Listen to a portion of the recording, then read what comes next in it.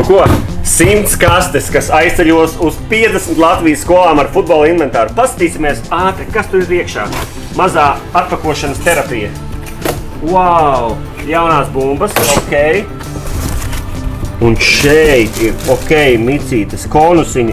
Tas viss ir domāts tā, lai skolotājs ar savu mobilo aplikāciju, kas ir latviešu valodā, var izveidot jebkādu stafeti ar futbola elementiem.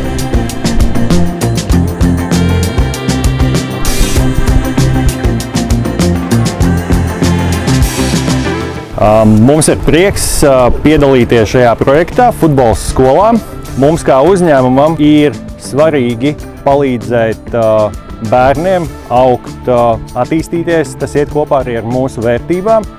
Un tas ļoti saskan arī ar šo projektu, kur mums ir iespēja palīdzēt vairāk kā 30 000 bērniem, kur mācās 50 dažādās skolās, uz kurām palīdzēsim nosūtīt inventāru, tad varētu bērnus trenēt un palīdzēt viņiem izaugt par sportiskākiem cilvēkiem. Latvijas Futbola Federācija šajā gadā ir iesaistījusies FIFA projektā, kura nosaukums ir FIFA Football for Schools.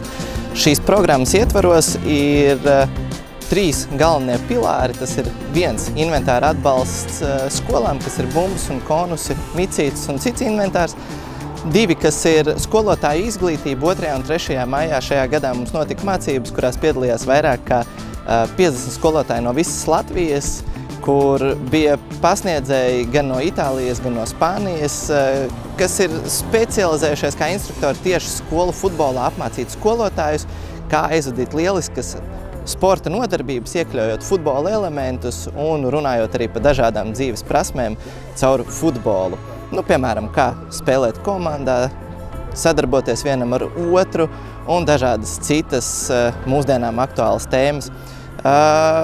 Un 3. lieta, tas ir aplikācija telefonos vai arī datoros, kur ir gan vingrinājumu krājums, gan arī dažas citādas zināšanas priekšskolotājiem. Aplikācija ir pieejama latviešu valodā un to var izmantot ik viens. Šodien mums ir jau tāda viena no noslēguma daļām, kas ir inventāra distribūcija pa visu Latviju. Šīs nedēļas noteikti ietvaros visas skolas iegūs visu inventāru, lai aizvadītu superīgas nodarbības jau šajā septembrī savās skolās. Tā kā tiekamies skolu futbola laukumos, futbola zālēs un spēlējam futbolu.